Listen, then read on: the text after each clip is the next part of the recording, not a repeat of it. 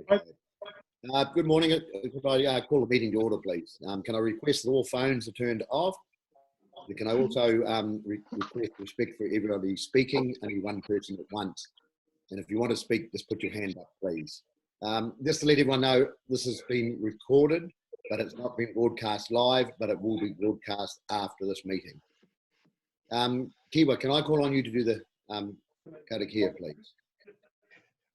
Ka tira kira mai tātou I roti ngā hutanga kei rungia tātou I tēnei wā. O tira me timata pene ngā kōrero kimi hia rangahaua kaihea koutou kāngaro nei nā kārero ki pai rau ki te hui ngō te kahurangi ka o te asura koutou e. Nō reira he whakaaro nui tēnei ki ngā mati I rungia tātou I tēnei mamu ko tahaki nei. Kai te ki te ataha ia koe e laki, mōrehu tēnei hi ngā tū I te marama ko tahaki. Ka whakaarake hoki ki tō tātou kuia tapaia, ara Sophie, I hinga atu rā I te māhia, ne ki ngā mate huhua, kurinoa kare tai e tātou te tai atu ki a rātou, ki te tangi atu, ki te tuku ngā roimata ki a rātou, ki a takato ki rungi a rātou, tinana me ki. Koe no, ka tangi tonu te ngākau, ka mōtea te tonu ki a rātou ki tō hurinoa I hinga atu, I hinga mai. O tira hoki mai no ki a tātou ngā karohi ora rātou mā, me pēnei te koro tau ārai te pō o tītoki tau mārama a ti he mauri ora. Ti he mauri ora ki te whai au ki tau mārama, kia tau mai te mauri anuku, kia tau mai te mauri arangi, kia tau mai te mauri whakapati ki te whai au ki tau mārama, kōrau nuku, kōrau rangi, kōrau ora ki a tātou katoa, hoi te marama, hoi te ora e, kia ora mai tātou. Kia ora for that, Kiwa.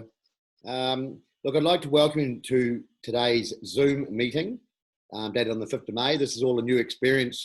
Half of us, well, I didn't really know what Zoom even meant about a month ago or so. So here we are Zooming in our first council meeting. I'd just like to also welcome Nigel, Pollock and Guy Adam from QRS, just to present items. They'll be talking on items 8.2 and 8.7. So you're in now because basically whether you get in once while we're going, I'm not sure. So apologies for absence. How are you, Worship? But for the purposes of the standing orders, only elected members are required to note their apologies. Thank you, Kiria, for that clarification. Any declarations of conflict of interest? Yes, I have a conflict of interest with item 8.2 and 8.7. Thank you, Jeremy. So, Kiria, you've organised how we're going to handle that? I have, Your Worship. They will be, Councillor Harker particularly, will be placed in a waiting room during the items of those discussions, given that he traditionally exits our chambers. So what we've organised through the Zoom is that we temporarily place him in a waiting room so that his conflict of interest is acknowledged. No, all good. Any calls for late items and items of urgent business? Stephen. Yes, through the chair. My item as a CEO's report is a verbal report that'll be followed up by an email document to the governance team. The reason for this being a late report is that as the cut-off to the agenda was late April, there were a number of matters are outstanding during the nature of the pandemic that I was hoping to update councillors on and give them the most up-to-date information that I could today. Thank you. Thank you, Stephen. Can I just clarify as well that this meeting is held under every statutory requirement as we are required under standing orders, which was changed because of the COVID-19. Can you just update? Thank you, Your Worship. Yes, you're quite correct. Given the changes to the legislation that were rushed through Parliament during the pandemic, COVID-19 crisis, Council is able to have its ordinary council meeting by Zoom. We've introduced, alongside other councils in the country, Zoom standing orders to allow for this. This might be our only council meeting, ordinary council meeting that we do have by Zoom, but given the nature that we're in alert level 3, it's appropriate that we hold this meeting this way. But just to be clear, the standing orders applies. So if councillors are going to be departing, if you could note on the chat for the formal record, this is being formally recorded and will be placed on our website. And all matters as they relate to standing orders, Your Worship, are relevant as per this. Yeah. I've just seen a request from Kiwa and like an update on the terms of reference for the Māori Standing Committee, so we can do that on the way through. So 8.3 of the agenda has now been removed because it's not relevant. They are not holding the rally that was coming through, so we'll remove that. Items 8.2 and items 8.7 will be moved forward, and we'll discuss item 8.2 now, and that means that Guy and Nigel can then get on with their whatever they do. I'm not sure what they do actually, but after this meeting, so after these two agenda items. So I'm just getting to 8.2. Right, QRS statement of intent for the period 1st of July 2020 to the 30th of June 2023, 6-month report for the 31st of December. So it's presented by you, Gary, to start with, I believe. Yeah, and then no doubt Nigel and Guy will have some comments on that. So thank you, Gary. Thank you, Your Worship. I'll just introduce the co-pupper and give Council my observations, and then maybe Nigel and Guy will give Council their own individual input on behalf of the organisation. I'll start with the statement of intent, and the previous or the preceding statement of intent is also on the agenda by way of reference and to give a comparator. This is a conversation that Council started with its CCO a couple of months ago as part of the usual regular planning and reporting cycle. Can I just jump in there, Gary, just for one moment? Councillor Harker, you have declared a conflict of interest, and I'm assuming he's placed in the waiting room. Is that correct, Kadia? That's correct, Your Worship. I've just noted it in the chat. Thank you. No, I see that. Thank you, Gary. Thank you, Your Worship. So this is part of the annual planning cycle for Council and QRS. So just the highlights of what's changed between the draft statement of intent for 2021 compared to its predecessor. Council will observe there's a graphical representation of the company's strategic plan on page 27 of the agenda.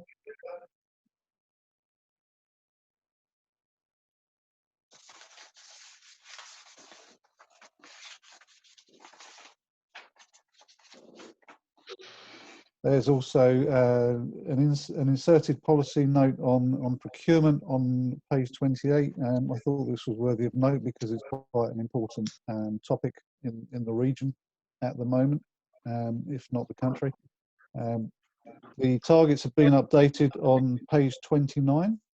So for the first year of the 3-year statement of intent, we note that the revenue target is the same as for the corresponding year in the preceding statement of intent. The important thing to note is the reduction in profit after tax compared to the previous statement of intent, but also the increase in dividend forecast or commitment. Other changes are fairly administrative. There are a few accounting policy inserts on page 34 of the agenda. These are around sale of aggregate, variable consideration and borrowing costs. And these are very much around QRS updating its policies to reflect the changes in reporting standards, but also the business environment, and may also allude to paper 8.7, but we'll come back to that. There's also a specific reference on page 39 of the statement of intent around the Tangihanga joint arrangements, which is quite particular to the company and is probably well worth inclusion because there were some material estimates included in the previous set of accounts that were affected by that matter. So, Your Worship, do you want to keep the focus on the statement of intent, or I can talk about the half-year report at the same time? I think we'll ask for points of clarification at this stage, and we won't go into the debate, and then we'll move that into once we've had the other one. So any points of clarification on just what Gary's presented, the statement of intent.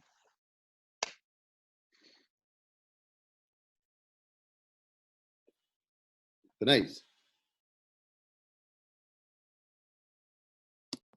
Just one for me, Your Worship, in regards to the procurement statement. That would also include PGF funding, Gary? I would defer to the chair and the CEO of the company on that matter. Your Councillor. Worship, that would also include the PGF funding in regards to the procurement statement, which is... I'll let Guy answer that one. Okay.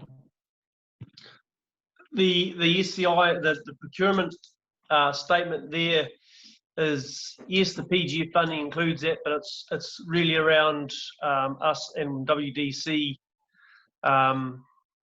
talking, keeping dialogue open to ensure that, you know, as per previous conversations, as much that is meets all the other probity rules around procurement, that the company and the shareholder can talk to and negotiate on at arm's length, that we get as much as we can from our shareholder, I suppose.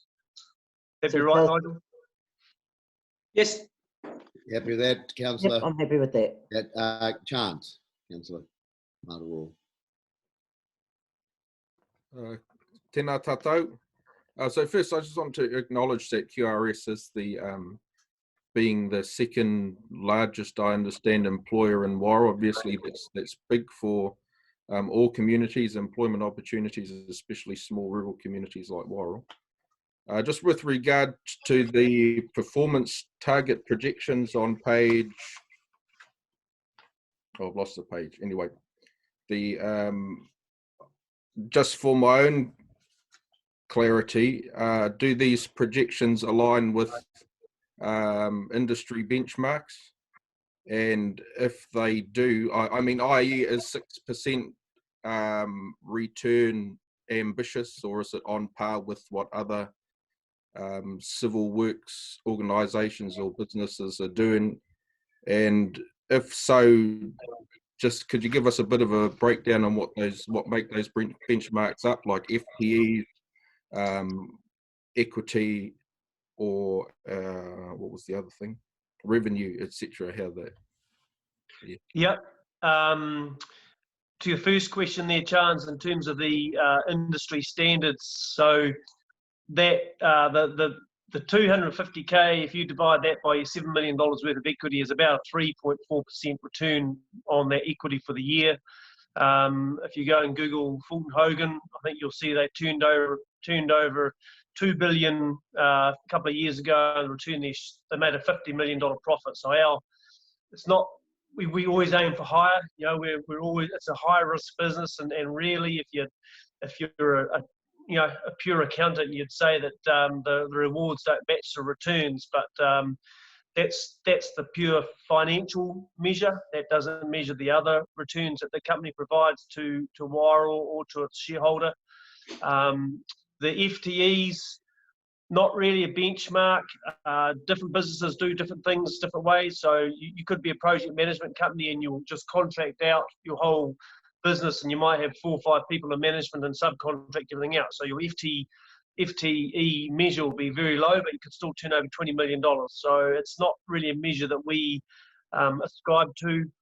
Although that said, with a lot of the NZTA work that we've been doing, which has been in across a wider geographic area and in areas that we traditionally don't have core expertise, but we do have expertise in project management, such as line marking and rails and that sort of thing, we have subcontracted it out. So changes you'll notice is that our revenue has gone up significantly, say 3 mil on previous years for the 6-month period, from 9 to 12 mil.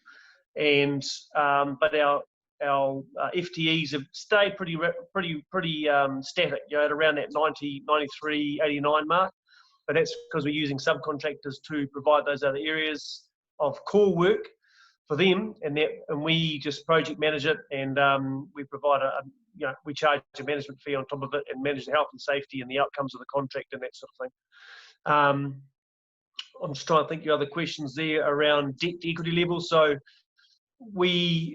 contracting companies will range from 10% equity through to 90% equity. I think that this recent COVID-19 issue has shown the importance of a strong balance sheet in terms of businesses that have strong balance sheets can, come out of this and make the most of the opportunities that are going to present themselves. And I think somebody said the other day, made the comment about fortress balance sheet, and I've certainly, Nigel and I have talked, we go through a lot of risk management, and we have a special risk management program that we use and a facilitator that we use, and you look at your strategic plan and you look at all the risks around it, and you come up with your plans and your mitigation measures, but there is nothing better than having a strong balance sheet. So that has really been shown in this last sort of month or so. Thank you, Guy. Gary, would you like to comment at all? I can relate that to the my observations in the half-year report, Your Worship. And so some of what the company's chairman was just telling us about is reflected in that report. There's a summary statement on page 68 of the agenda that shows the growth in revenue. So the same stage last year, top line was at 9 million, and it's nigh on 13 million for the current financial year. That's a 42% growth. Noting, however, that expenses, well, the cost base has increased by a similar amount. So it hasn't necessarily contributed in margin, but there's an increase in profit overall. If you add back that impairment adjustment it makes it 420 versus 501 for the current year. Sorry, Gary, just to take issue there, what it has done, it has increased our gross profit because we are basically charging out subcontractors or work using subcontractors. We pay them X, we charge our X plus Y percentage, and we haven't had to go and incur a whole lot more overhead or financing expenses or anything like that. So it does lead to an increase in gross profit through the company. Okay. I acknowledge it increases in dollar terms, Guy, but the return on sales, if you adjust for that impairment, the return on sales at the half-year stage was 4.6% in 2018, and it's 3.9% in 2019. So I think the growth for resilience and business continuity is commendable, but I think where Councillor Wairoa Clark was going was with regards to how sustainable that is, how you trade up into those higher yielding margins, so that if you have a setback, as referred to in page 69 of the agenda, your chairman's report, and if some of that business falls away, just how those returns can continue to be earned. For the rest of the report, I will echo what you said about the robust balance sheet. That's on page 72 of the agenda. What we're seeing is increase in cash, increase in creditors, and recognition of some contract-related assets.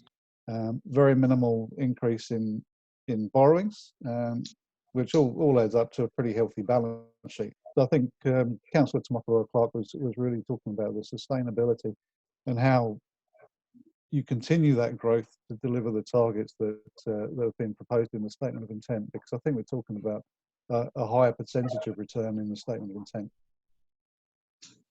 So that continuation of business comes back to the original point that was made, I suppose, around procurement, and Nigel and his team certainly understand that it's a pipeline scenario. The seeds you sow today are what you reap in the next 3, 6, 9, 12 months, and we have a capability and an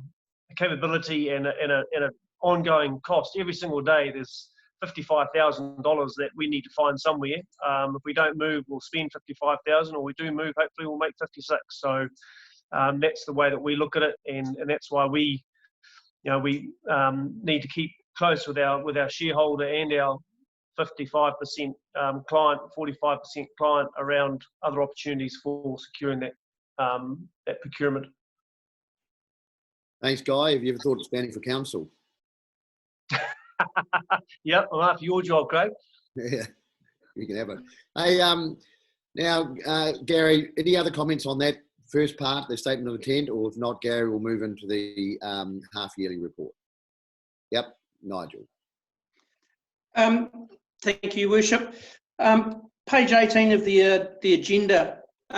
Gary, I just wanted to hopefully make a correction in items 2.3 and 2.4. It refers to the delivery of the statement of intent and the half-yearly reports being delivered late. My records show that they were delivered on Friday, the 28th of February, and they were hand-delivered to Kimberly Tuapawa. Unfortunately, she's not here to verify that. The reason I bring that up is because it just shows that QRS will be in breach of the Local Government Act 2002, and was just wanting to know if we could get that adjusted. We can validate that, Mr. Pollock, and if that is the case, we'll make sure it's correctly reflected in Council's annual report. Thank you very much. Thank you, Nigel. Okay, any other further points of clarification? Radio, Gary, all yours again.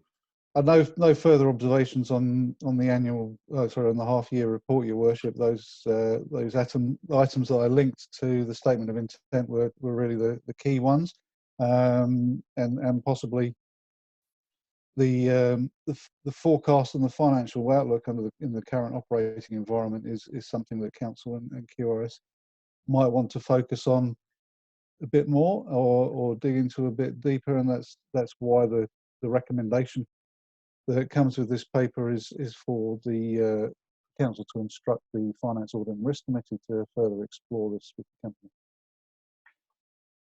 Very good. So you've got nothing else to present on the 6 monthly, Gary? No, that's it from me, Your Worship. Thank you. Okay. Any points of clarification on the 6 monthly report? Yeah, Your Worship. I mean, normally we'd have a big flash PowerPoint presentation for you, and we'd take you through it. But I suppose at a high level, we've had a great first 6 months for the 20 financial year, driven to a large part by that increase in revenue, again, from the likes of our NZTA contracts, Rocket Lab, those sorts of things. So, and that is despite there is a provision there for impairment of our Tingi Hangar asset, because it hasn't done everything we were hoping it to do, and that is a work in progress over the balance of this financial year, really, to hopefully sort that out. But even across all our other softer areas, but just as important, our people performance. Yeah, I mean, you would have seen it. QRS suits all over the bay, north and south. So health and safety wise, things are tracking in the right direction. And I just want to say thank you to Nigel and his team for a job well done, and like that recorded on behalf of the other directors. No, good. Nigel, would you like to comment? Thanks for the kind words, Guy. No, I'm good for now. Gary, just on item 2, your recommendation number 2 for the Finance Audit and Risk Committee. Just as a one-liner there, is there anything in particular that you would like more emphasis on with the forecasts and the risks, or is it a general type? Just wanting to know some more. Yeah, just fairly general, Nigel. I think a health check would be appropriate, so we don't want to bog the entire council down with a deep dive on the business plan. But it feels like with the current operating environment, the threats that Guy's already referenced in the report to the future performance and capacity of the organisation. Also recognising that item 8.7 on the agenda, although pretty administrative, does bring the perception of potential risk, but also an opportunity as a group, and recognising that the distribution that QRS makes to council makes a big difference to the amount that council needs to rate the community for as an offset. So this is really about having an ongoing discussion and a framework that we work to, and to make sure that the performance targets are appropriate for the world that we're moving into. Yeah. Getting some some updates or confirmance with you could say the regional stimulus packages. That's something that we are excited to hear back from, to see what Wairoa can produce out of that, and some other PGF stuff as well. So that could really be a game changer for us for the next 2 to 3 years. I think, yeah, to carry on with that, Gary, a large part of what you were talking about there is actually no surprises to you as a shareholder. And, you know, as you said, that 250k dividend makes a big difference to your ratepayers, and this just puts the added importance to the relationship that we have, and also that the communication that we have with that quarterly meeting and presentation, I suppose, an update with your representative committee, with our business, and how important it is that we actually do make sure it happens on both parties' side, because, you know, we have full intent there, basically there'll be a full download of where we're at, where we're tracking with regards to our budgets and meeting our SCI targets, so that there are no surprises for anybody. And hey, there'll be a full update on all the risks that we face at that strategic level, and how we're tracking to them. Nigel certainly tracks them on a monthly basis in his reporting to the board. So we would have a quarterly update for your representative committee then to take back to the wider council and management. Great. As a member of that committee, that would be awesome, and that is exactly what we would do. And in regards to Nigel's comment regards the PGF funding, that's what my question right at the start was alluding to. So yeah, I'll leave it there. Thanks, Your Worship. So, Your Worship, do you want me to move into, because obviously the question on everybody's mind is how we see things tracking over the next sort of 3 to 6 months. Do you want to move into that now, or is there something else you'd rather talk to first? We'll probably we're really just talking to the agenda items, but Kiria, you might be able to give me a bit of clarification on that. Just quickly, in terms of Mr. Chairman, QRS, is this a requirement for a publicly excluded discussion, or? Possibly, yeah, probably would be best in a public excluded, Kitia. So we probably, our publicly excluded given Zoom will be at the end of the meeting, Your Worship. So if you wanted to have this conversation, we could invite both Guy and Nigel back in, part of our, but that just depends on the time. So we'll do that. If you guys just are you going to be around for the next probably hour? It's a bit hard to go and do public excluded here and then, yeah. So. Well, I can have a high level update if you want, Craig. I mean, that'd be good. For everybody, we just have a high level. I mean, goodness me, I'm like everybody. We're only making best guess, but certainly Nigel's been out there and talking to our clients, so we have a steer for the next couple of weeks, and we can talk to that if you like. Yeah, can't. So at a high level, for our SCI targets for the financial year 2020, we are quietly confident we are going to meet them despite the impact of COVID-19. Obviously, the SCI was written pre-COVID, and the full fall in terms of costs, impacts on costs and revenues are still to hit the business.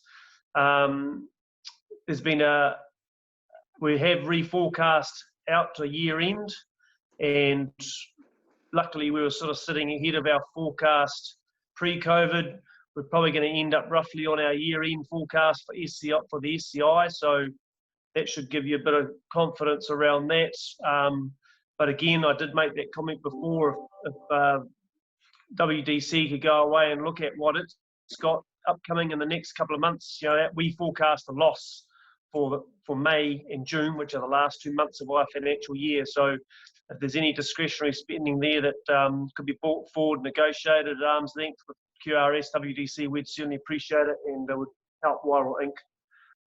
Overall. So that's where we're sitting for the next, coming to the new 21 financial year. Yep, we're waiting to see what's going to happen with PGF funding and government expenditure and that sort of thing. There's public record there that WDC have supported our PGF application, so that's obviously in the mix around that operations hub, and we will see where that falls, but we're also waiting to hear what's going to happen with roading, expenditure, say Highway 38, that sort of thing. That sounds So, good. so we are cautiously optimistic for the next 3 to 6 months, as long as everything keeps tracking the way it's going. I see there's been no new cases today, so the sooner we can all get back to normal, the better. Yeah, no, that certainly, it's been a big disruption in everybody's lives, that's for sure. Yeah. Hey, look, overall good report, and keep doing the good stuff. You know, the company seems to be in a much better place than it has been for years, even with staff morale and stuff like that. You know, the professionalism and everything. So yeah, well done, guys, and it's a great partnership to have with you guys, and you know, it's a partnership we can be proud of. Yeah, Thank you, Worship. Thank you, Worship. Okay, so I'll just, Henny, do you want a point of clarification, or? No, it wasn't a point of clarification. Well, yes, it was actually. I just want to ask the question of Guy or Nigel. In terms of your PGF funding, is there a reliance on that to ensure that you meet your bottom line, or is that just an injection of over and above? No, it's not a reliance to meet our bottom line. Our bottom line and our SCI targets are based on operational returns, and the PGF funding is on capital expenditure. So no, absolutely no reliance. If the PGF funding doesn't happen, then we will continue on and yeah, just at an operational level, keep doing what we're doing well. So the two are certainly not tied at all. You know, it's just that's for the PGF funding. Sorry, there's two parts to it. The PGF funding around our application is capital. PGF funding around operations. Hey, if that happens, that's great. Otherwise, we're the eternal contractor optimist, and we hope that it rains heavily. No, that sounds good. Hey, look, the Chief Financial Officer recommends that the Council receives the QRS proposed statement of intent for 2023, subject to further comment, and a 6-monthly performance report to the 31st of December 2019, and instructs the Finance, Audit and Risk Committee to discuss the company financial forecasts and risks with the board at the committee's meeting on the 26th of May 2020. So for you, a move of that, Denise? Councillor Egan, and second, please. Chance, Councillor Wairoa, Clark. Any further discussion on these two? Okay, if all those in favour, say aye. Yeah, against? Thank you. Well, raise your hands. Yep, that's right. We did well. Kadia, all good? Okay, we'll move on to item 8.7. As we said, we brought that forward, and that's the debenture trust deed document amendments and reinstatements. The author of that is Gary Ball. We'll go, Craig. We'll leave. Do they leave for this one, Kadia, or do you want them in the room for this one? Gary, is there a requirement or any support for our QRS colleagues to be in the room for this conversation? Through your worship, it would just probably be appropriate to give Nigel and Guy the opportunity to comment. This is a largely administrative paper, but it does create a scenario where council and QRS are assessed as a group for borrowing capacity, and part of the reason for the recommendation that this also gets referred to the Finance, Audit and Risk Committee is that linkage to the previous paper. So noting that review of the company balance sheet as at 31st of December 2019 looks pretty healthy, and there's evidence that it's been managed prudently. We would invite comment from Guy and Nigel with regards to what LGFA membership means, and their understanding of how the governance relationship might change if we're seen to be more aligned with how we source funding for our activities. Right, Gary, well, I'll get you to talk on the report, and then we might pass it over to Nigel and Guy. Thank you, Your Worship. The the move to enable CCTOs to be able to borrow from the LGFA was approved by the agency's shareholder council in December 2018. The marked up papers that you see attached to the agenda have been drawn up by the LGFA legal firm. Not my input, but my review of those documents is that the clauses are consistent with those that council acceded to when it joined the LGFA, and with regards to the risks, pretty minimal, but it is to be noted that in order for QRS to be able to borrow from the LGFA, council would need to become a guarantor rather than just a borrower via the agency. Noting that council's participation in the suite of offerings from the LGFA is pretty minimal at the moment, and big hitters like Auckland City Council and Christchurch City Council are also credit rated shareholders, subscribers. That risk is still pretty minimal, but it's nevertheless there, and something that we would encourage management of, with a formal structure between council and QRS. So at the one end of the scale, pretty administrative. It's a paper signing exercise, but it does open doors with regards to access to funds, and a certain level of governance oversight would come with that.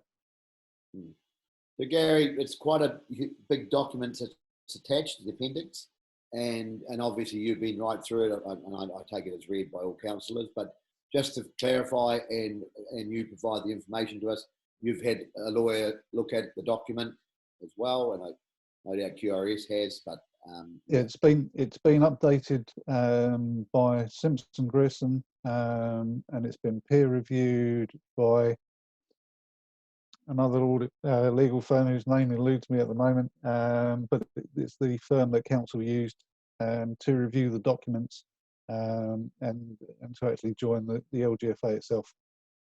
Thank you. Nigel or Guy, would you like to comment?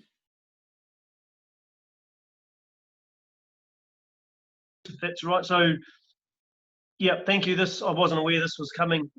Wasn't on my agenda for today, but obviously we've been doing a lot of thought around. We have a plan, obviously, that requires some funding around buildings and infrastructure, and this is one of the many options that has been looked at to assist us in doing it.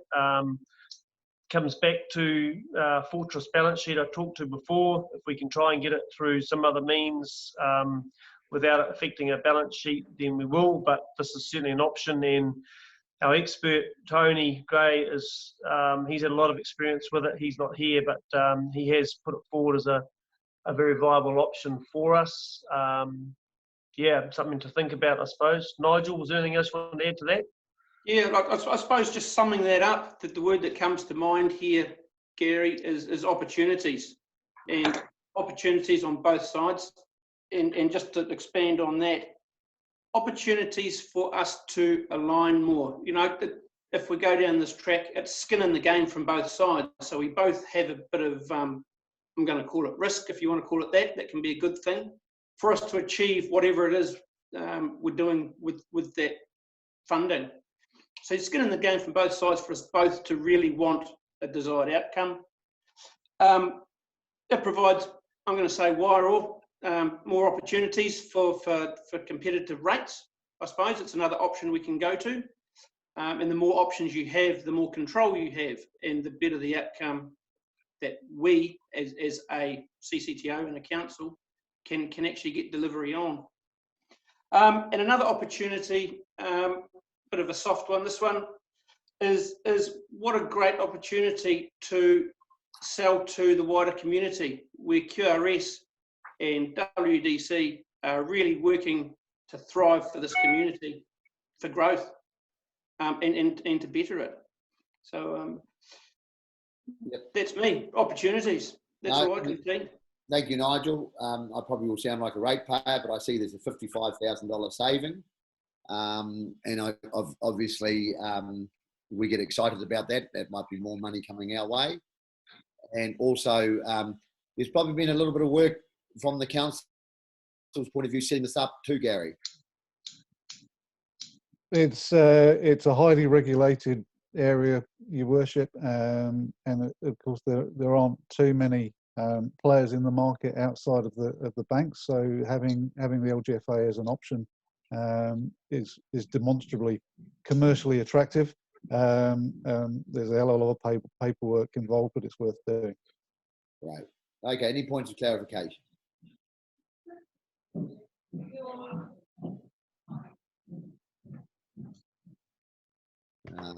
No points.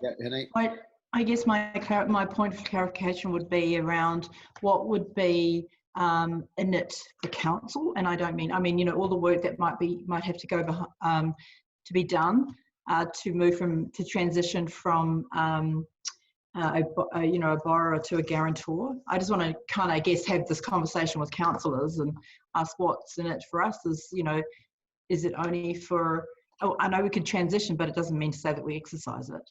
I just don't know what the benefit, I cannot see what the benefit is outside of being able to be a guarantor for our CCO. Yeah, so just asking, are there any other, you know, benefits to becoming a guarantor under the LGFA? Gary? The report, Deputy Mayor Flood, does give a broad estimate of what we think the savings in cost to QRS would be, and without leading the horse, one suggests that a profitable QRS, or a more profitable QRS, could support an increased distribution to council. Nice. Microphone on, please. Sorry, I'm not used to muting myself. Anyway, I yeah, no, we know I note that it is a highly regulated process, and so that gives me heart that actually there is a true partnership when we're looking at projects moving forward. So I sort of wondered also what we would benefit from, and Gary, yep, you're right, through maybe an increased dividend, but the people are really what I'm always been about, is the people that work there and that they're ratepayers. So, you know, I feel quite confident, and I'm actually pleased to see that this is going to go to the Finance Audit and Risk Committee too for discussion. No, good. Nigel, see, but just quickly before you speak, Nigel, it's common sense, do the same thing but save a lot of money. Yeah. And it's just common sense. So, Nigel. Yeah, two things, Councillor Flood, just in response to your question, your clarification. Lower interest rates, so any savings at QRS has a direct link to the council. I'll come back to QRS's last time in Chambers. Chairman Guy Gaddam said, we could build your water treatment plant for you with access to a low interest loan. We could do that for you. And so what benefit could that give to the council or Wairoa? We'll save that for a longer period. Those are all good conversations to have. We'll get past stage one and then we'll see how we go. Okay, so we have any other points of clarification? No. So we have a recommendation that the council approves the transition from borrower status to guarantor status with the LGFA, approves the transition, I've already read that, approves the amendment and reinstatement of the multi-user deed and notes and subscription agreement, delegates authority to the chief executive and the group manager, finance and corporate support to arrange the execution of the necessary documentation to give effect to 1 and 2, which is the first two I read, delegates authority to his worship and one other elected member sign on council's behalf, approves the use of electronic signatures subject to individual consent, instructs the Finance Audit and Risk Committee to assess the risks and opportunities of this proposal, for the group with the Board of Quality Roading and Services, Wairoa Limited, at the committee's meeting on the 26th of May 2020. I have a mover for that, please. Denise, seconder. Any further discussion on this? All those in favour, raise your hand. Against? Oh, are you for or against, James? For. I love it. Yep, good. Okay, resolution passed. Thank you, Gary and Nigel. Guy. Oh, well, Gary, not Guy, yep. Has been for the last 12 years, Mr. Mayor. Well, how come only 12 years? Another name before that. Surprised I'm not here still. Yeah. Hey, awesome, guys. Well done. And it's Thank great to have it all worked out in the Zoom. It's worked well. Right, we'll get back to business. We'll go to item 8.1. Your Worship, if I may, we just bring Councillor Harker out of the waiting room. Yep, sounds good. There he is.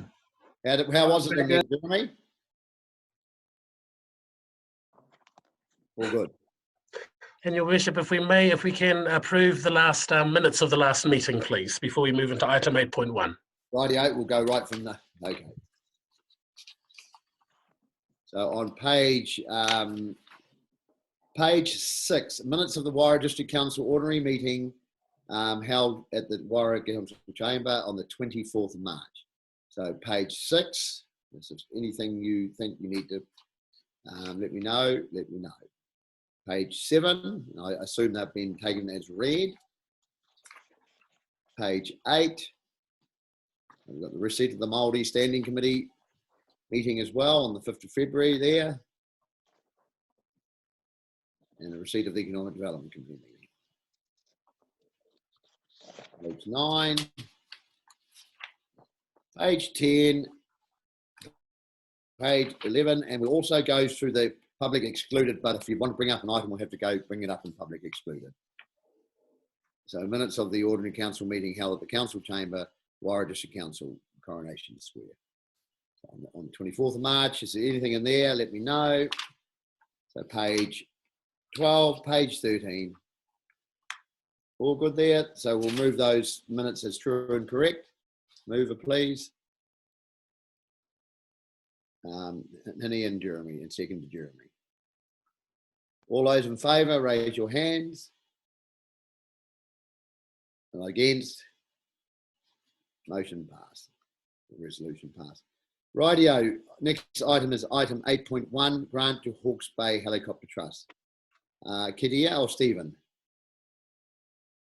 Thank you, Your Worship. I might just open the report as the author, but I might throw to Gary really quickly. I take the report, if Gary needs to add anything. I take the report as read, and Gary, if you just wanted to sort of add any clarification about why this report has been brought to Council, particularly given its contents. Thank you, Kitia. Through you, Your Worship. The Hawke's Bay Helicopter Trust applied to Council for an annual grant of $5,000 in 2018 as part during the LTP process.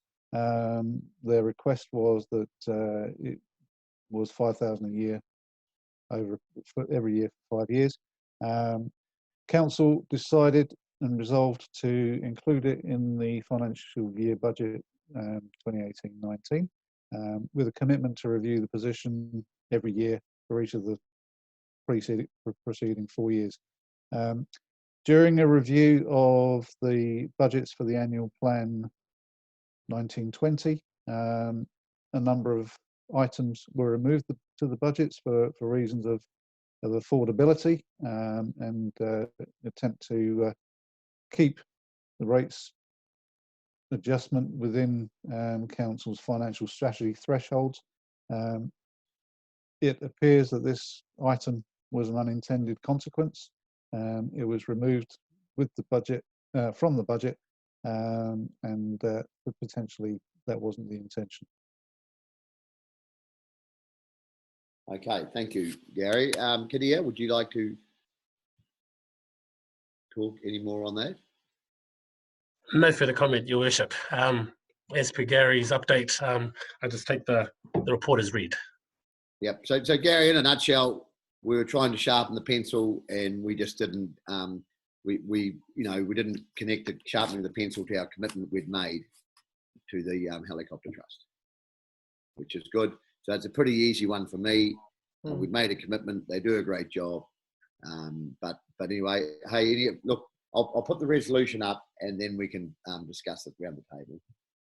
The Group Manager of Community and Engagement recommends that the Council approves the payment of a grant of $5,000 to the Hawke's Bay Rescue Helicopter Shop. I'll move that, but a seconder, Denise. So any further discussion?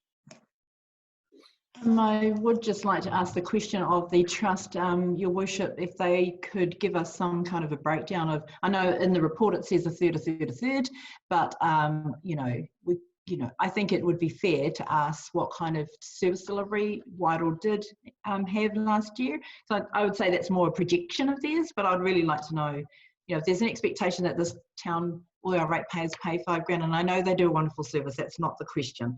It's just been a bit more definitive about the service. No, I'm quite happy. Gary, did you want to speak on that? I just wanted to endorse that, Your Worship. The figures that were in the original case from the trust were presented 18 months ago, nearly 2 years ago. It's appropriate that as part of continuing with this commitment, Council asks for an update on the information that underpins it. Yeah, so they basically, I totally agree, Councillor Flood. That'd be nice for them to come to us and give us an update. Councillor Egerson.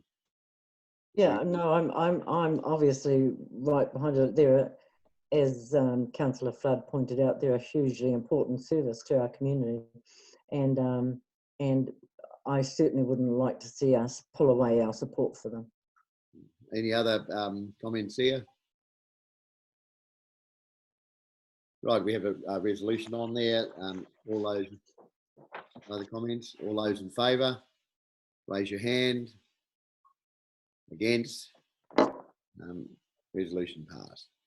Right, okay, next item on the agenda is, it will be 8.3 has been removed, so it'll be 8.4. That's on page 91.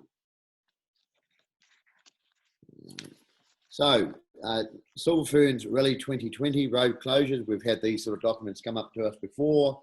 Luke, I'm assuming you are the undercover Chris McGregor? No, Mike Hardy, Your Worship. Oh, Mike Hardy. There go, Mike.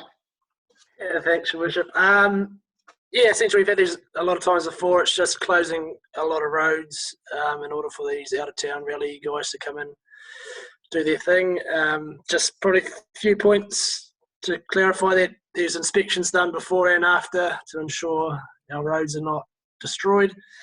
The communication plans are put in place by the applicant, and we get a $10,000 bond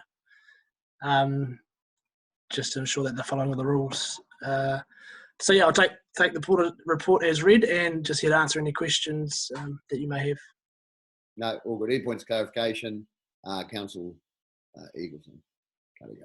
Just Mike, do you ensure that the communication to the residents that are affected is done and done competently by the organisation?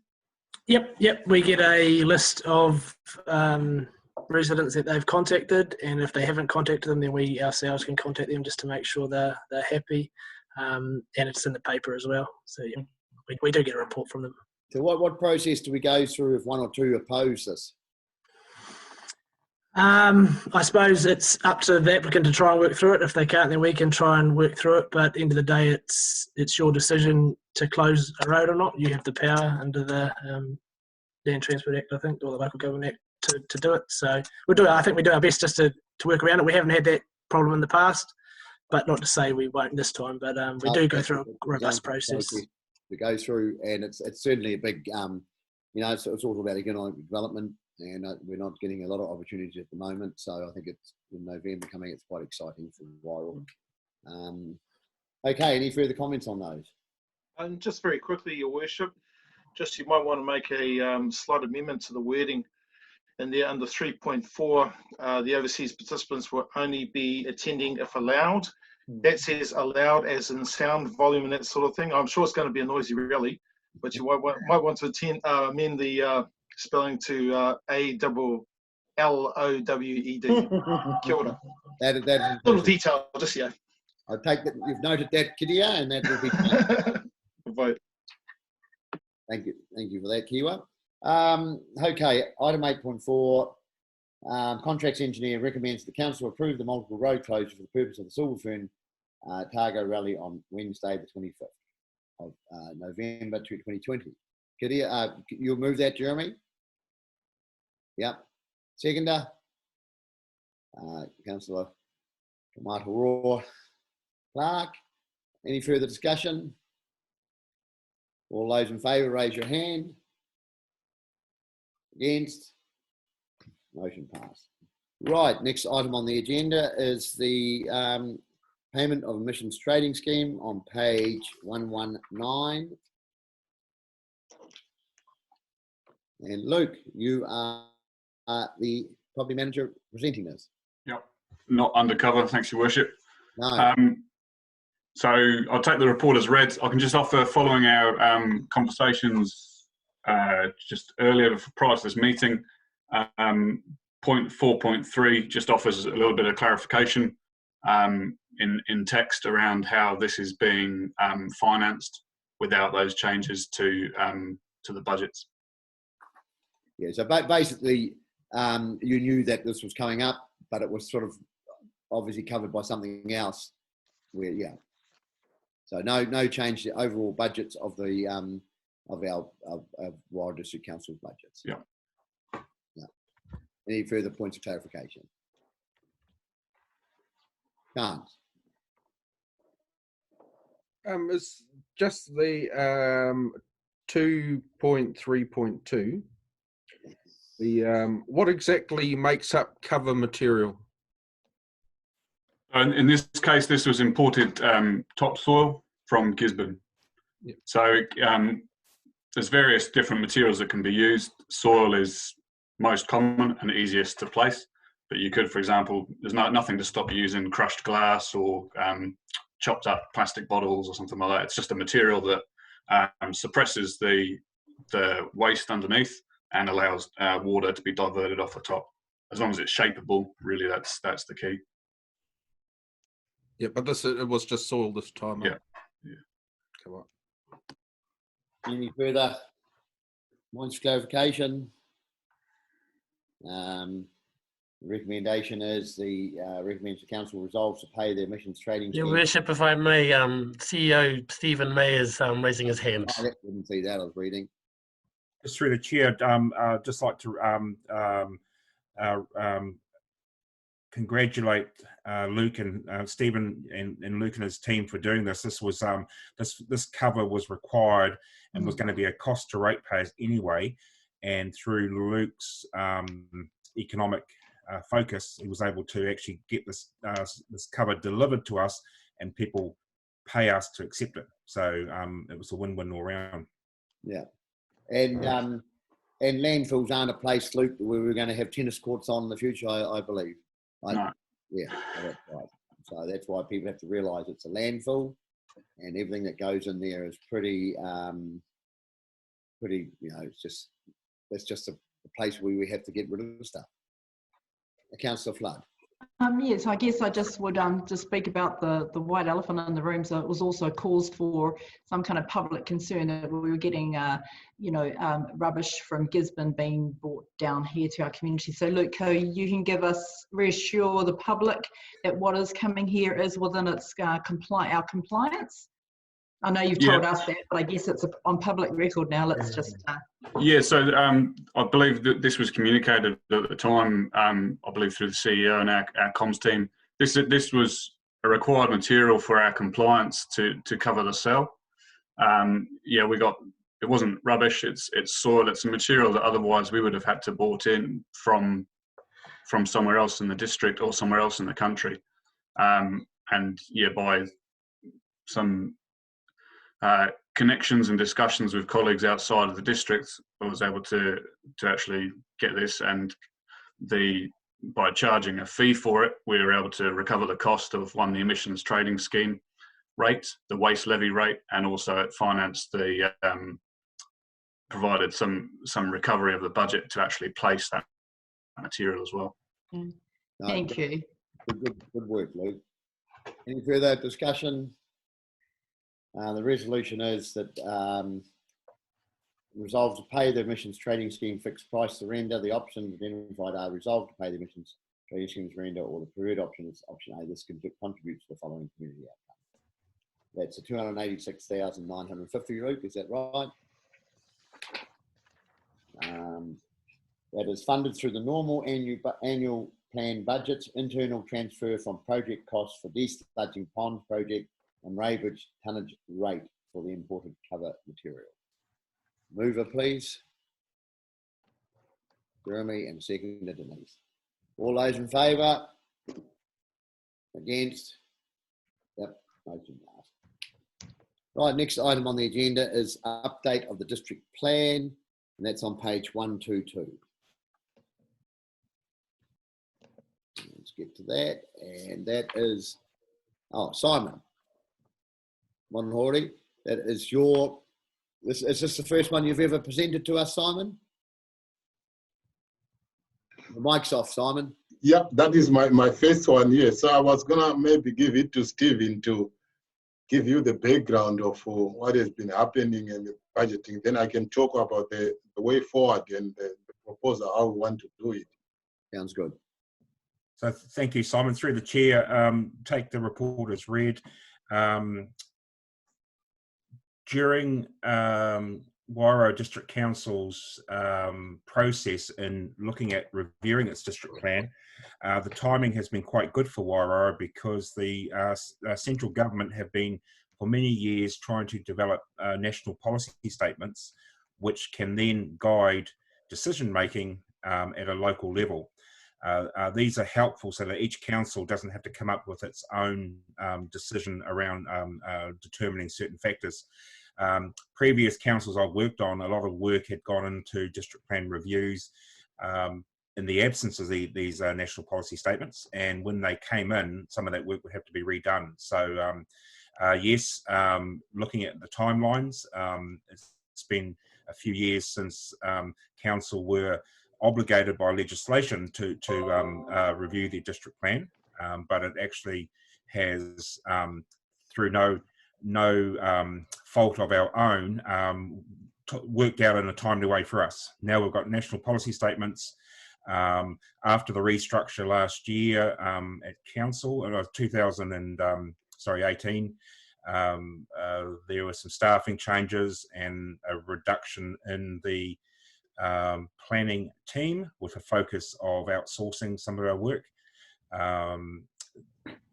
Due to the increase of planning work for council, Simon's been brought in to be the regulatory services manager, and as a senior planner himself adds a lot of intellectual grunt to the planning team. I'll pass over to you, Simon, to advise the council of the way forward. Okay, yeah, and one point, 2.3, just to correct that the resolution that the council made was to sort of implement the government requirement for the plan review every 10 years. And then, yeah, from here now, what we are looking at is the main things I want is the confirmation of the budget and how spread is that budget across the long-term plan. If possible, the proposal would be to write the district plan in 2 years.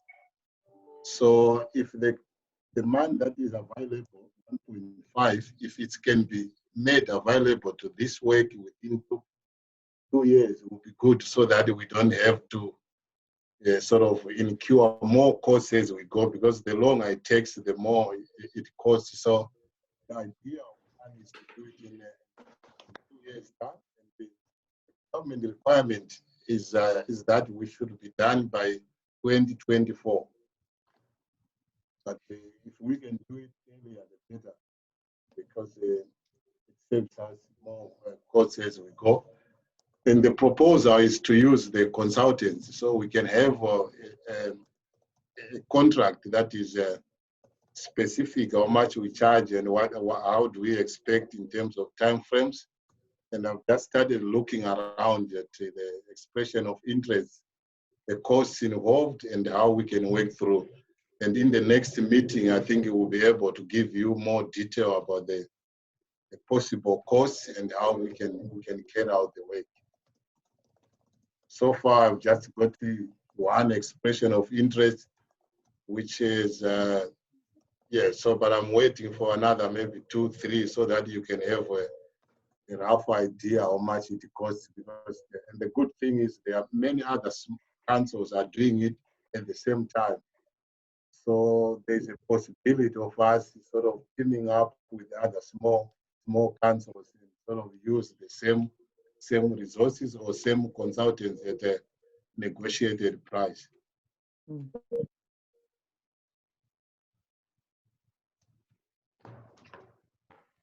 Yes, Denise.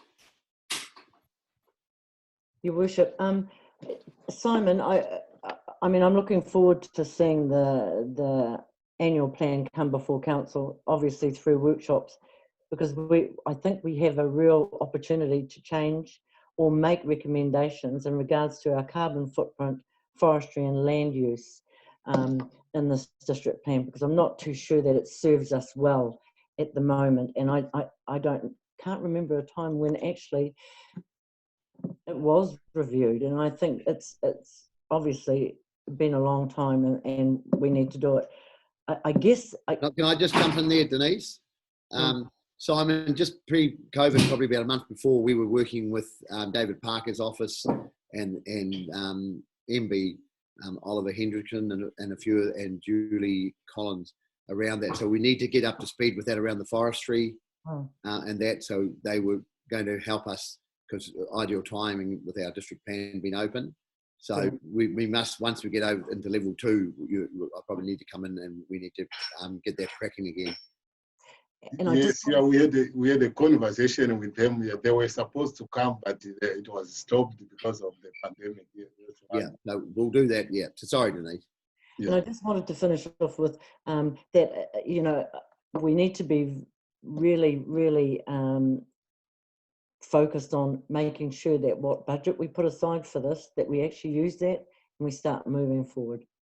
You know, it's been a little while since 2015 when we resolved under legislation to start reviewing the plan, but we need to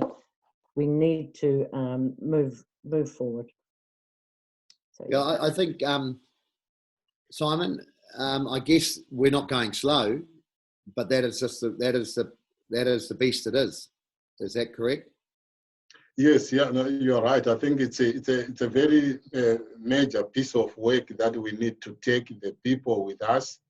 Consultation with the community will be a very key part of this project. So we should be starting thinking about that right now as we go. And Simon, it's something that we're legislatively required to do. I remember the previous mayor, Les Probert, talking about it was a huge, I don't know whether you're involved, Denise, but it was a huge project, he said. And he can remember he had, in the days of paperwork, you know, the stacked high paperwork all through the office. I was involved. Yeah. Yes, and for this one, it's a bit, I would say, a little bit easier because the government has given us the structure to follow now. It's no longer each district doing whatever they want. We have some sort of an order to follow through. So to some extent, I think we have a skeleton to work on. No, great. Any further comments? Just through you, Your Worship, I just would like to make sure that we are part of the Masters of Design for this stuff, because I know, you know, previously with our with local government changing policy around resource management, I mean that hit us quite hard. So in terms of our district planning, I think it would be really important. And with Simon, the work that you're going to be doing is to start to see some of that plan in action. I know you've got 2 major works in this report that's required to be done. I think it's just been a bit more involved in what that's going to look like. So I look forward to seeing a report come across our table, even if it's just the skeleton of the structure of how you're going to be rolling out the plan. Yeah, in the next couple of weeks, through the mayor, we'll be actually starting to draft some more detail about how things go, and also the contracts from the consultants, and then you can see exactly how we plan to attack this work. Maybe, I totally agree with you, Councillor Flood. Maybe we have wonderful timelines for our long-term and annual plans and that. Maybe it would be great to do the same with our district plan, and just so we know the points that we get updated on the way, and because it is really important, because we don't want to get to the end and go, oh hell, we should have had a bit more input on this. So I think it's really helpful for you guys too, Simon. Any further discussion? Okay, the Customer Service Manager, God, there's some big names in this organisation now. Regulatory recommends the council will receive the report. I'll move that. Seconder, please. Jeremy, any further discussion? All those in favour? Against? Motion passed. Right, next one on the agenda is the CE report, and that. Oh, do you want to leave that for a late one, Kidia, or do you want to do that now as it was a late item? We can do that now, Your Worship, as by leave of the chair. Okay, so what does that mean? Your decision. Oh, okay. I thought I haven't left yet. Okay, we've got a CE report on the paperwork's on page 267.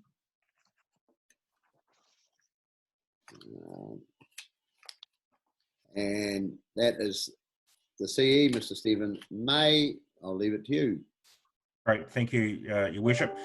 Just with some explanation, the agenda closed, paperwork for the agenda closed on the 28th of April. So because there's still a number of irons in the fire, and with the pandemic, there were emerging issues and opportunities, I decided to provide a verbal update today, which will be backed up by documents submitted today. First off, I'd like to congratulate the council staff in regards to their transition into the pandemic and the way that they've been able to work remotely. This is an indication to councillors of the quality of systems that we have at council and the quality of staff. Once the pandemic was announced overseas, staff immediately looked at our business continuity plan and put in place a number of remote working training sessions while also reviewing our IT capacity. And this enabled us to transition to working from home quite smoothly. And talking to the Department of Internal Affairs when they were ringing councils, they commented on how advanced Wairoa Council was in its thinking around working, providing essential services while under pandemic lockdown. Also, I'd like to thank, again, just to recognise Kitia, our EOC controller, and the work he's done and is still doing during the pandemic.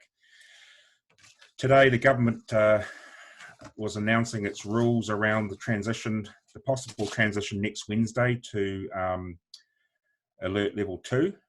And at Alert Level 2, from the rules that have been published, it appears that we can open for business as a council. We just have to maintain 1 metre distance and ensure that no more than 100 people are congregating inside a premises. So what that means is that all our businesses will be open to the library, the eyesight. Council meetings can be held maybe in the hall, the War Memorial Hall going forward. So let's hope that happens next Wednesday.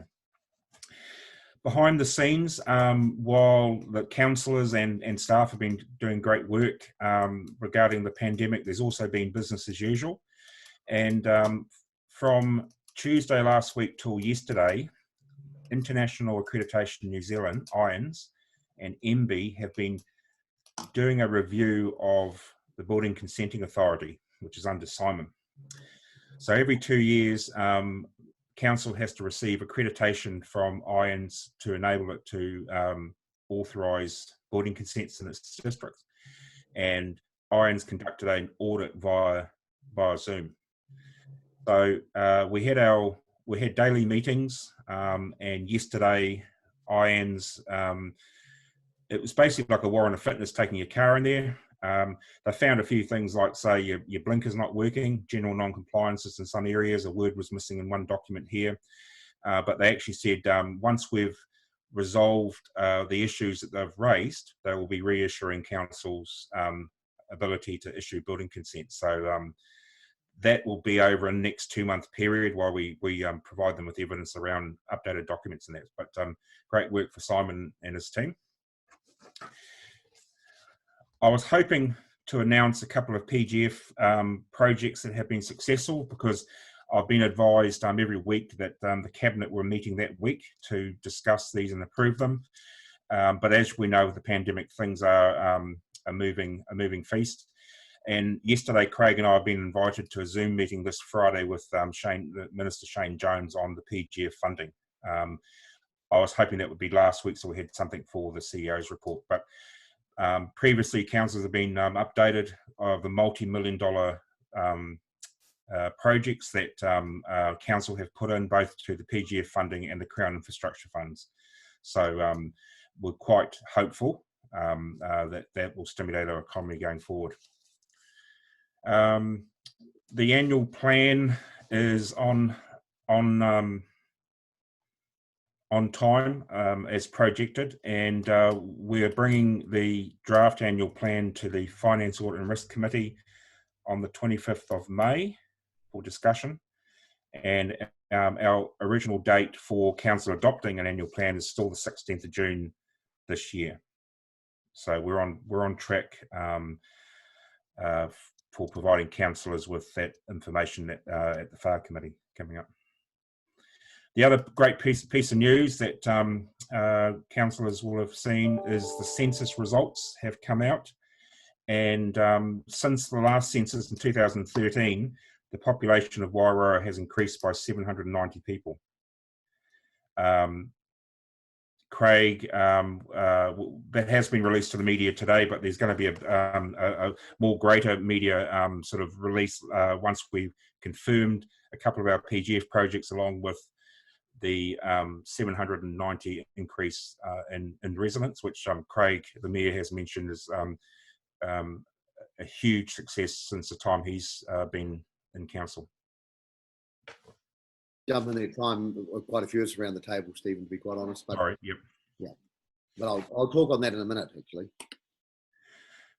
So I'm working with the SLT as we look at transitioning next week into pandemic level 2 and opening council businesses to our public, and we'll have a plan for that by the end of this week. Thank you. Any questions? Any questions? Hey, look, yeah, go. Sorry, my question will really just be around our annual plan, given that the draft is going to be on the table for FAR committee on this month.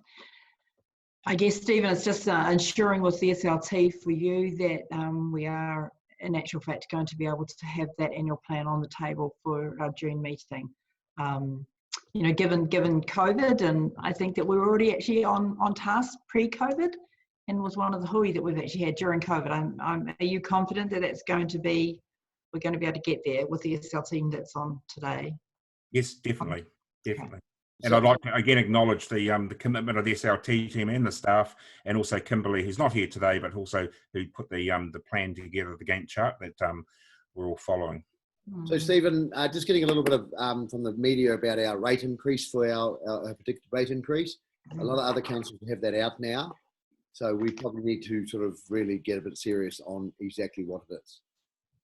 Well, the LTP has the LTP that was adopted by council and the rating review policies said no more than 5% per year, and that'll be what the discussions will be at our FAR committee regarding that 5% threshold.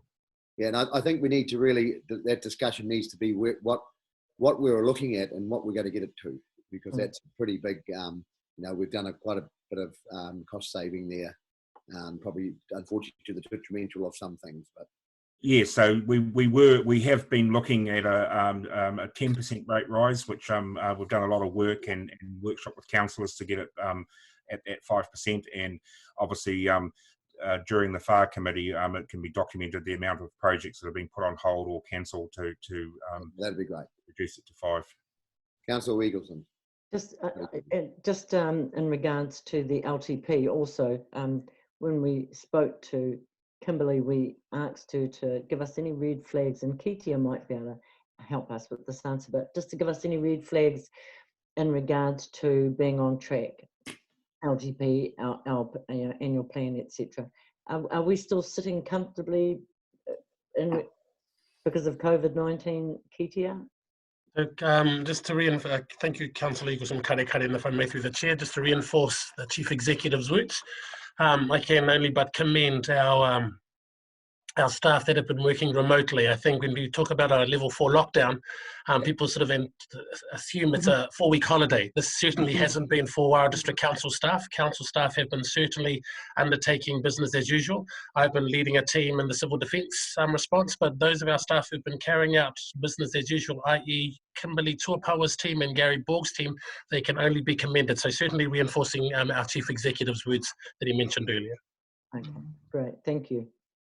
That's great, Kadia, that we can do that. And like you said, Stephen, you'd had a bit of a rerun earlier on, and you know, it just shows that we're very resilient, I suppose, that we can do it, and our systems work remotely. So it's great.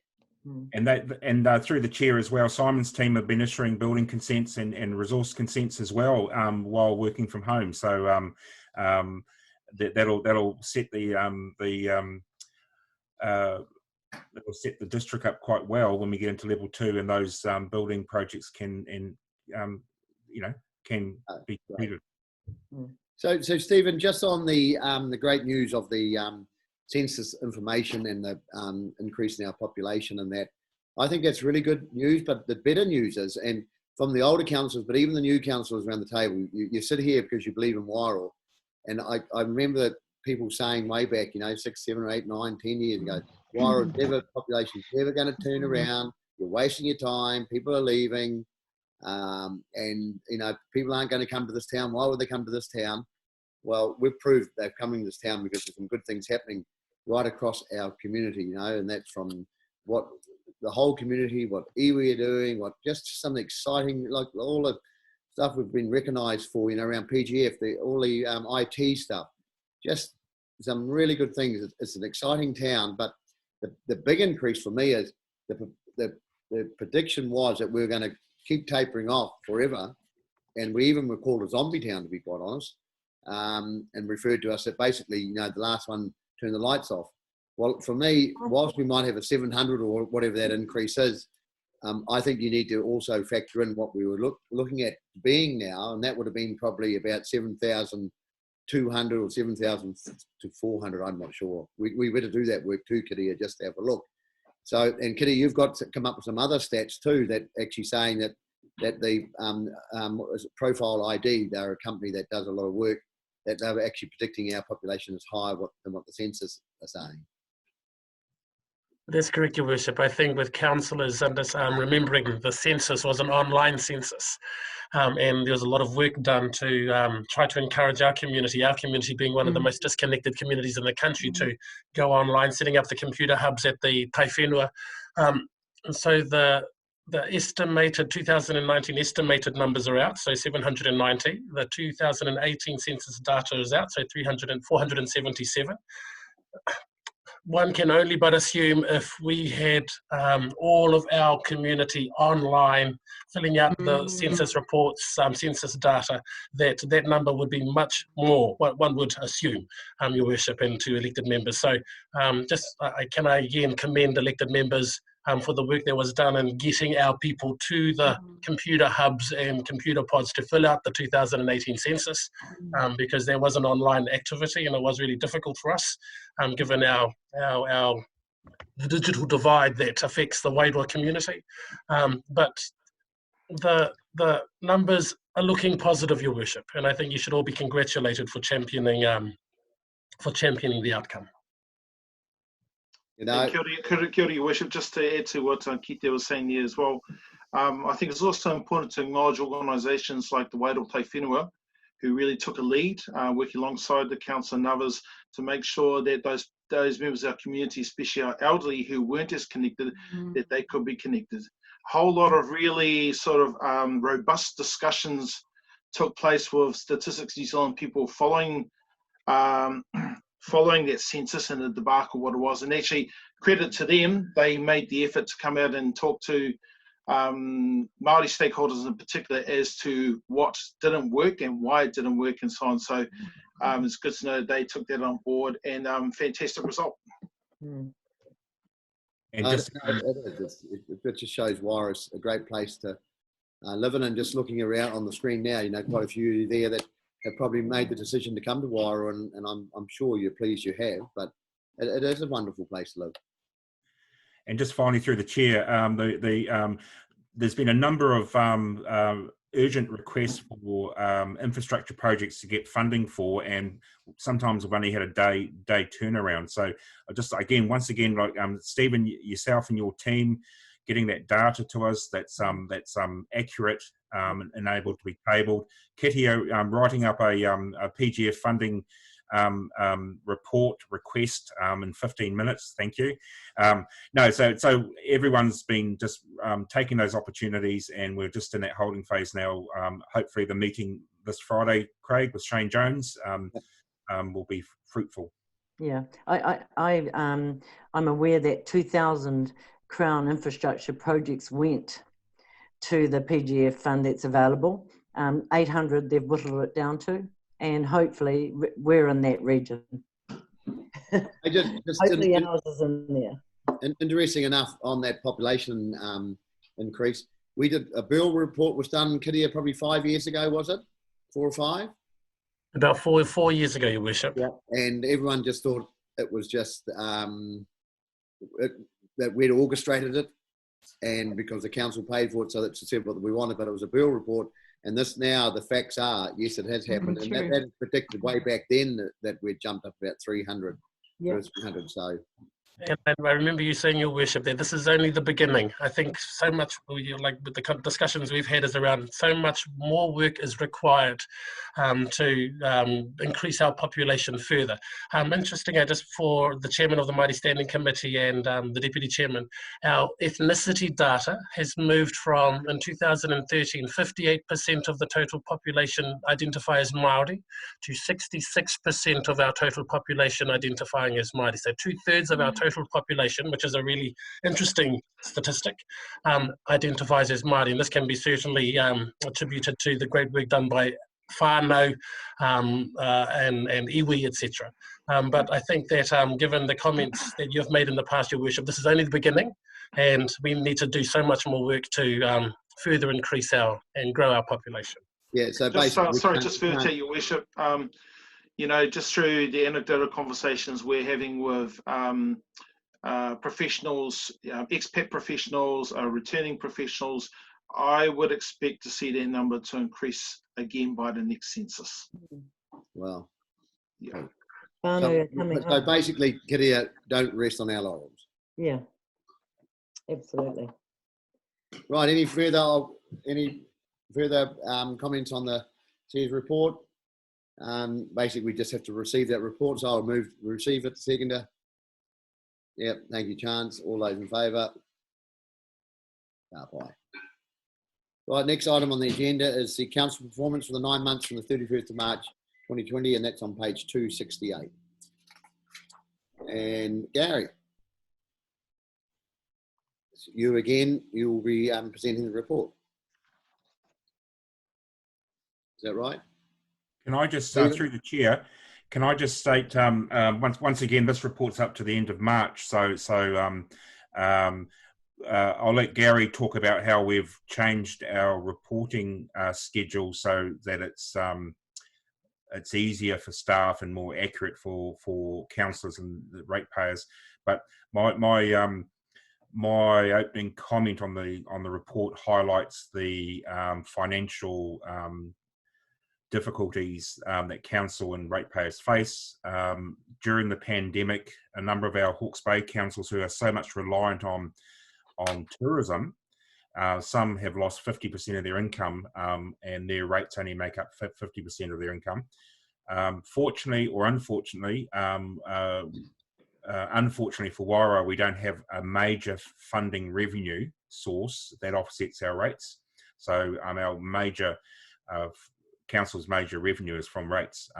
That opens up the opportunity for domestic tourism, etc., and economic development will fund more ratepayers in the district. But the forward to the report just sort of sets the scene, I think, for the rating discussions later this month. But just on that, I spoke to Tourism Hawke's Bay the other day, and we're having a bit of a discussion with some of the other mayors, and I said, you know, how many people come to New Zealand every year as tourists? And they said 3.9 million. I said, how many Kiwis go overseas every year? And they said 3 million. So it's not a big difference, you know. If people start doing a bit more travelling around New Zealand, I think we can pick up a lot of that. You know, Wairoa is a good place to come. You know, Hawke's Bay is a good place to come, but you know, we've got to make it worthwhile stopping, and I think we've got a huge opportunity ahead of us. Yeah, and I think at level 2, the government need to be probably just a little bit lenient on those aeroplanes and allowing people to visit areas and keeping it local. And I listened to the Nelson Mayor this morning, and she had some very good, valid points about how they could help the tourism industry. So yeah, keeping it local. Okay, Gary. Thank you, Your Worship. Quarterly report, so it gives us the opportunity to assess financial performance alongside service delivery. And also this is the demonstration of the continuing growth in our reporting capacity and potential. So as well as general comments on council performance, we are inviting comment from council on the flow, the structure, the content, and the look and feel, because this is a long way towards what we think the annual report will look like as well. So I'll hand over to Lauren in a minute to present the report itself. Lauren's been the driving force in the development of how the report works and us meeting the timetable and the schedule. Thanks also goes to the rest of the organisation.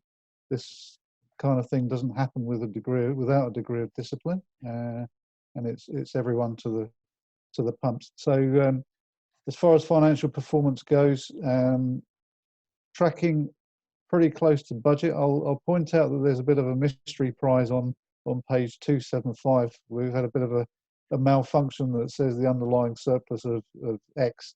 And I think we were trying to make sure that there weren't any hidden issues with regards to what on the face of it looks like a solid performance. So the intent was to eliminate the capital subsidies and any unusual items. You'll see in the statement of comprehensive revenue and expense on page 328 that we're reporting a net surplus of 3.5 million versus a budget at this stage of 3.7 million. That does just show how closely we are tracking. Of course, that does include the capital subsidies, so the underlying performance is taking that out, and it's more like a net deficit of 2.4.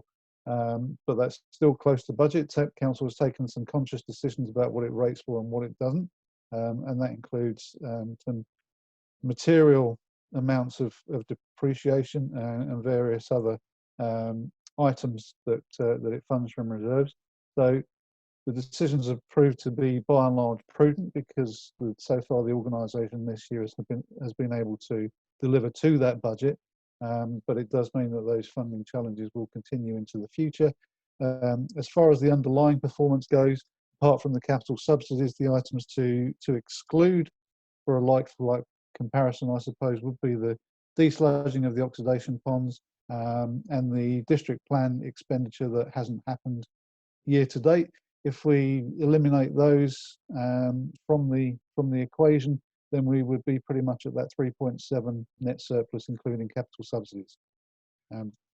That's all from me for now. And I'll hand over to Lauren to present the main body of the report. Thank you, through the chair. Thank you, Gary, for that. Hope you've all enjoyed reading the report. I just wanted to highlight and comment that there have been some changes compared to last time. So we've taken on board some of the comments raised from the half-year report, which is our first formal interim report, and also from the workshop that was held with Stephen Halliwell. So you'll note we have a new summary data on the achievement of our performance versus budget. That was one thing he recommended and a lot of people expressed interest in. So that graph is on page 6 of the report, or page 275 of your agenda. And so you can see the budget variance up the side along with your SSPs achieved. And so it shows that we are sort of heading quite well towards achieving our stated objectives while not overspending our budget.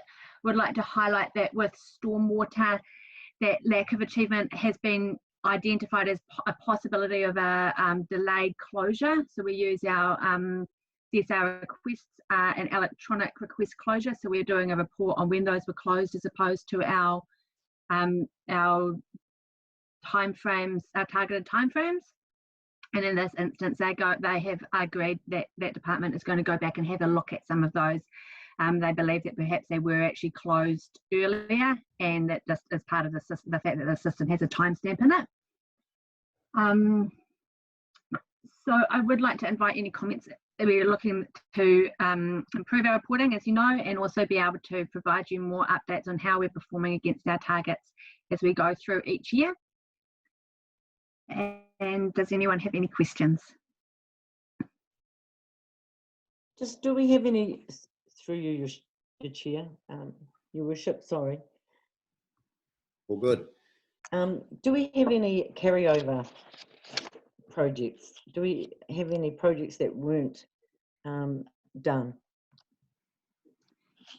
Yes, we do. If you look at the schedule of projects down, I'll just come through to the page, sorry. At the very end of the report, there's a schedule of projects. I'll just come through to it, so it's right down the end. Page 327 of the report. Okay. So that details our projects with our actual spend and our budgeted spend, and what we're forecasting to spend throughout the year and the variance. So there are some comments put forward there. For example, the runway lights and cabling repairs haven't commenced and they will carry forward till 2021. Again, with the campground, that project requires carry forward, and the archives building project as well. A number of these projects require carry forward in part due to the COVID-19, no one being able to be out on the ground to get those projects started. So you'll notice, for example, the campground, I understand the design work was completed, but because they weren't able to get out on the ground, that's now been delayed. Okay. Does that answer your question? Yes, it does. I mean, yes, it does. Sorry, and I should have seen these and I hadn't. Gary. The question I've got is just, did we rate for those and would that be carried over? I'll refer to Gary. Thank you, Lauren. Through you, Your Worship, the information presented in the report is summarised, as you can see, by activity. We felt it would be rather unwieldy to give you 200 lines of project names and information that could possibly happen in a different arena. But our forecast to year end is out of a $16 million budget, 14 million will be spent, with a further 3 million, and some of those are very adverse variances. They were projects that have been undertaken that weren't necessarily considered, or when they came to be undertaken, they were different to how they were possibly designed. This expenditure also includes the asset acquisitions that contribute to Wairoa whanaki. So there's a sum of $3 million proposed for carry forwards, which would actually take us over the budgeted amount. And I guess what you're mostly interested in, apart from delivering stuff, is where the money's come from and what we've rated for. So I've analysed the list of projects from their original funding source in the annual plan, and based on the expenditure from where we expect to be as at year end, so the $2 million not spent. Most of that relates to NZTA work. Some of it relates to projects that were going to be loan funded. But out of the 14 million, we're probably talking about $10,000 of rates money not utilised. Okay. Thank you. Gary, I just want you to clarify, everyone sort of gets hung up of underspend, and not everyone around the council, but the people in the community. And can you, for me, it's a normal thing that happens all around the country.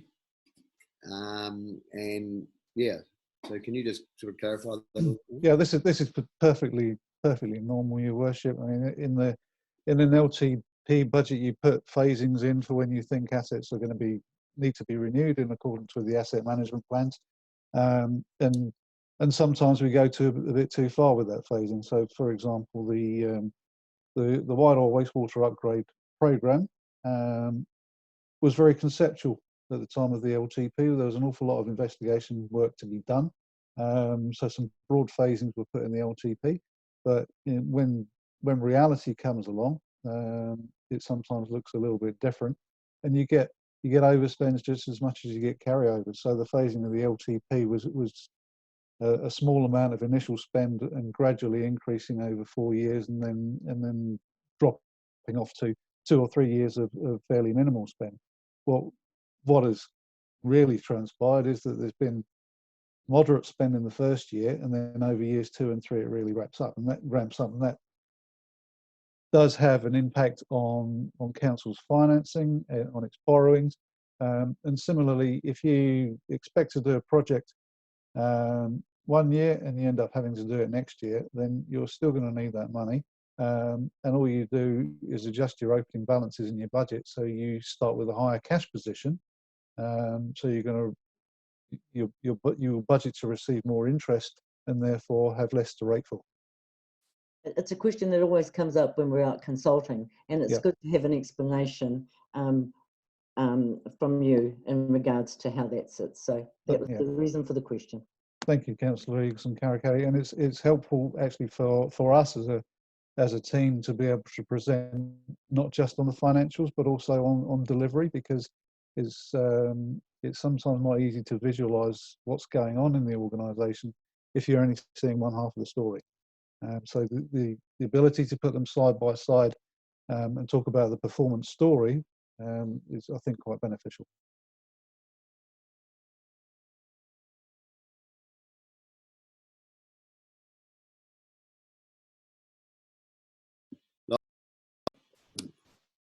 Have you finished on that report, or have we still got more to say?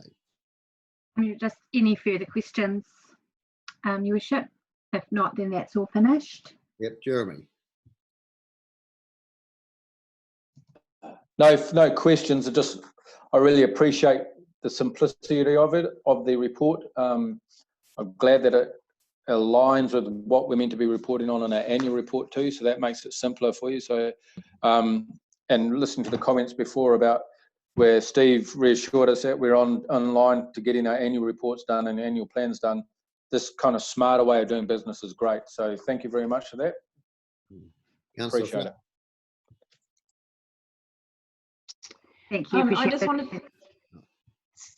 Sorry, Go, Lauren. Lauren. Then Henny will go. Go, Lauren. Yeah. Oh, sorry, I just said thank you. I appreciate those comments, Jeremy. Sorry, Hannah. Just a quick question, and I know we kind of talked to you about it in your last report. I love the infographics, really simplistic way of telling our financial story, so thank you.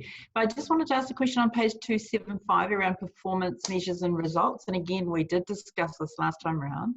So where 35 items weren't measured, is that because we don't measure them, or is that because we didn't measure them? So for sorry, do I have to say through the chair? Sorry, Hannah. In part, some of them, there are a couple of items that were set as targets, and they were sort of set with a long-term plan, and we've realised that we can't measure them. If you go to each that 275 is a summary. If you go to each activity, so for example, if you scroll down to page 282, I've included the little infographics on the far right-hand side of that detail, because I felt like that was a lot easier for people to see at a glance rather than having to read through the whole table. But you can see those dashed lines show that we haven't measured, so that's what the not met are. So for example, in water supply, a large number of those first few measures come from the Ministry of Health, and that is an annual report from the Ministry of Health. So I haven't actually added up what percentage of that 34 that you see there are due to them being annual measured, but I'd say that predominantly all due to the fact they either come from our Q4 customer survey, or they're related to water targets reported by Ministry of Health at a year-end date. So a large number of these are sort of really relating to that Q4 performance measures. I guess the confidence that this document provides is that, one, you know what has been measured and hasn't been met, and two, that we can go to page 327 or whatever page it was to actually identify where it is. So that's well done right across the system. I just, well done to Jeremy and his FARC team as well. Brilliant work. Thank you. Thank you. And just a further point on that, because this has given us a lot more visibility there, the customer service, I think Kimberly isn't here today, but she has been reviewing that survey that's normally done, not only to reduce the cost by reducing some of the questions that we don't actually use. So she's using some of this data, obviously involved a lot in her team preparing the CSR data that's used to prepare these tables as well.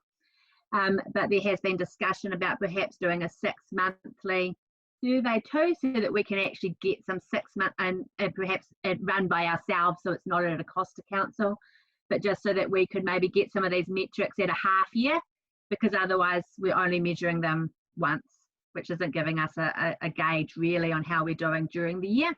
So that has also been something that's come out, and we'll be discussing that in the future too. Any further comments? Lauren and Gary, like I say, it's a great report, easy to read, and you don't get down, it doesn't bog you down too much, which is great. So thank you very much. Right, the recommendation is, we're on 8.9. Mr. Putia, Group Manager of Finance and Corporate Support, recommends the council receive the report. Jeremy, you move. Denise second. Any further discussion? All those in favour? Raise your hand. Go.